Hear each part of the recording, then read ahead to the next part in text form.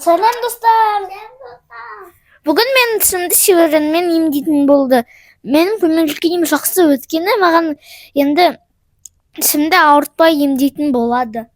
Сенде қорқыныш жоқ па тісіңді емдеуден? Кішкене бар. Неге?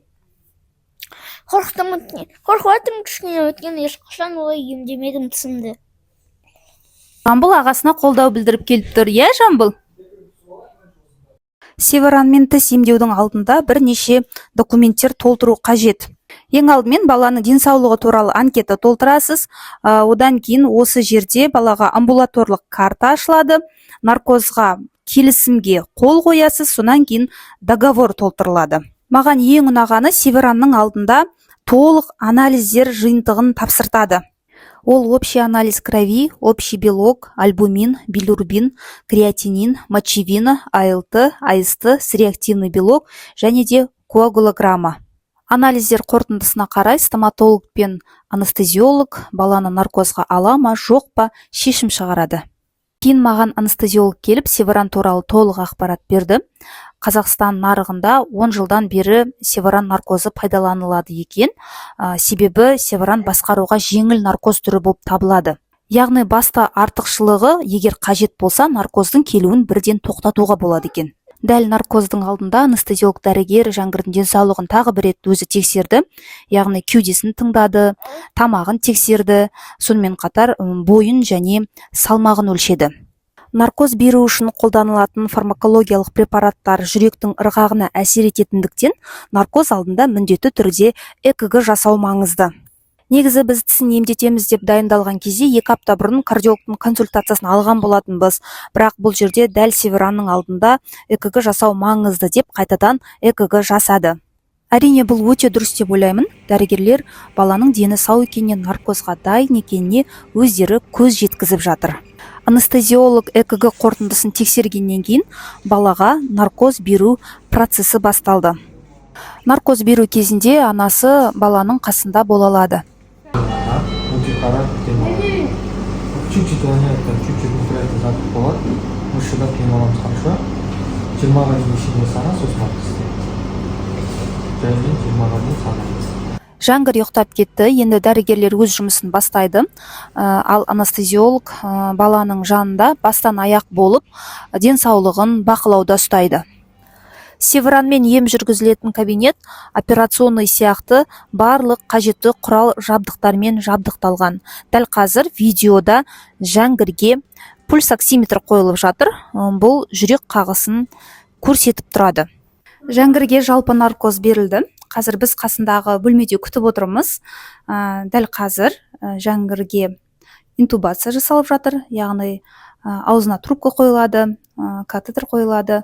Сондай шаралардан кейін біз қазір қайтадан кіріп Жаңгірдің жағдайын көреміз.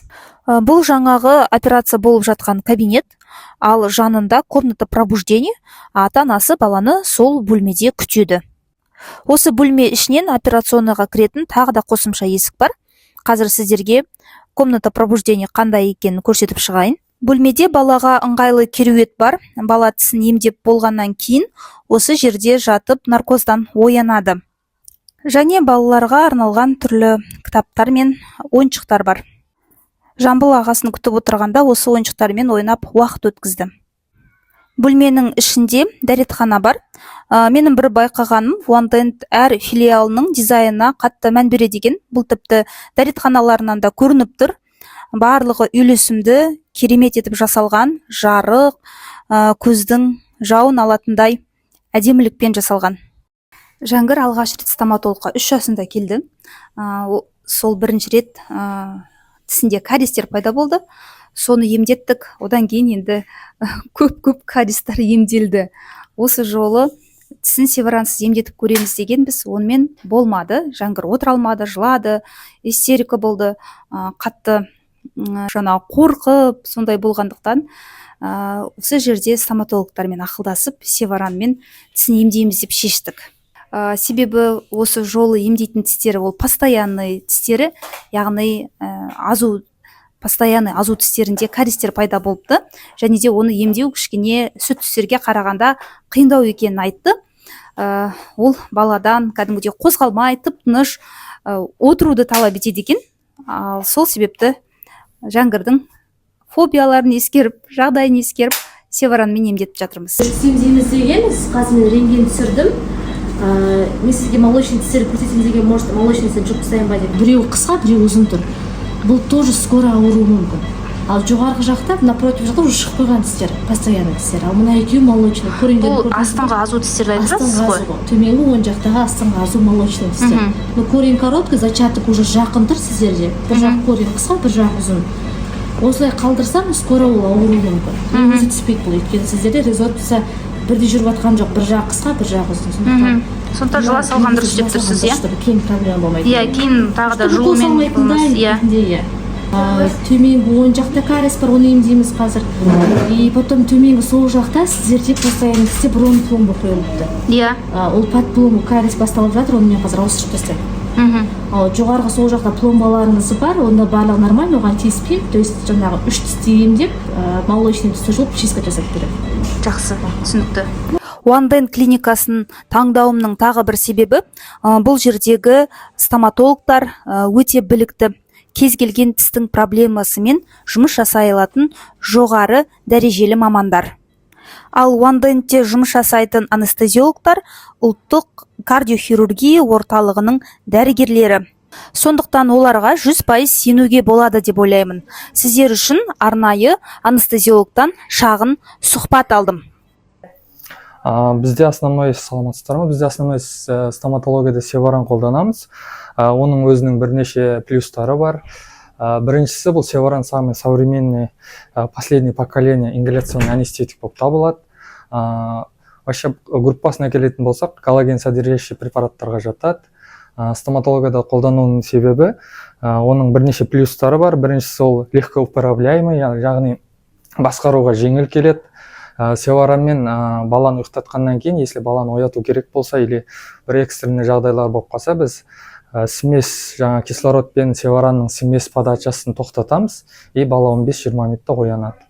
Ең жақсы плюстарының бірі осы болып табылады басқа анестетиктерге қарағанда. И қазіргі кезде барлық стоматологияларда осы Севаран ингаляционный анестетик ретінде последний поколение болып қолданылады. Еще бұның өзінің этаптары бар, жаңағы бірнеше этаптардан өтеді. Бірінші этабы жаңа аналгезия, екінші этабы стадия возбуждения, үшінші этабы хирургический стадия, төртіншісі пробуждение. Жаңағы үшінші этабында стоматологтар жұмыс жасайды өзде хирургический стадиясында. Бұл стадияда, если стоматологтар уже жұмысын біттік дейтін болса, біз жаңағы сместі подачасын тоқтатамыз Севаранды, и бала 20 минут жарты сағатта осы ояну бөлмесінде бізде оянатын болады. Біз баланы біріншіден мамасынан согласие алып, жалпы наркозға қабылдап алғаннан кейін оянғанша бала біздің бақылауымызда болады. Баланы ұйықтатқаннан кейін, жаңа интубировать еткеннен кейін Севаранды қосамыз. Бала полный ұйқыда болады, расслабленный болады, стоматологтар жұмысын жасай береді. Бірақ біз баланың полный гемодинамикасын бақылап отырамыз. Яғни бізде мониторда жүрек өрісі, давлениясы, сатурациясы, температурасы барлық көрсеткіштер бар, соларды қосамыз. Сол арқылы баланы бақылап отырамыз.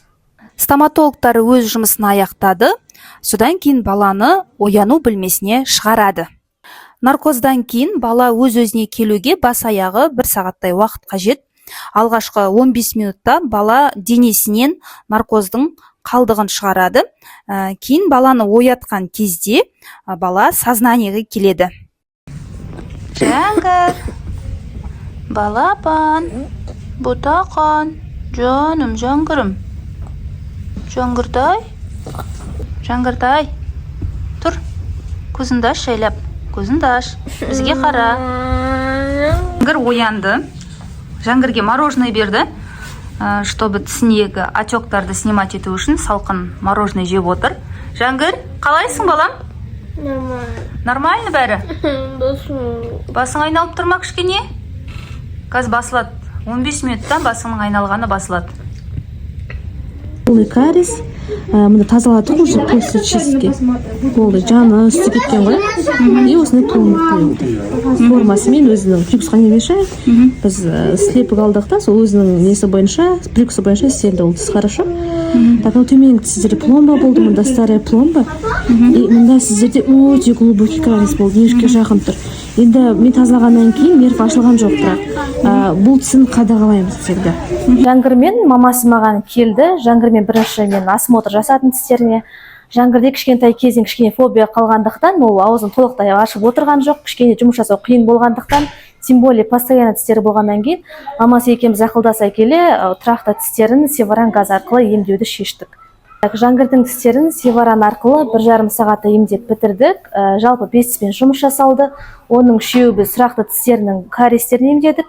Және 2 тісі молочный тістерін біз удалить еттік, скоро смена болатындықтан. Барлық ем жақсы өтті. Біз дәрігерлерге алғысымызды білдіріп, үйге қайттық. Осы видеоның описаниесіне OneDent стоматологиясының мекен жайын және Instagram парақшасын қалдырамын. Видеоға лайк басып, пікір жазып, достарыңызбен бөлісіп қойды ұмытпаңыздар.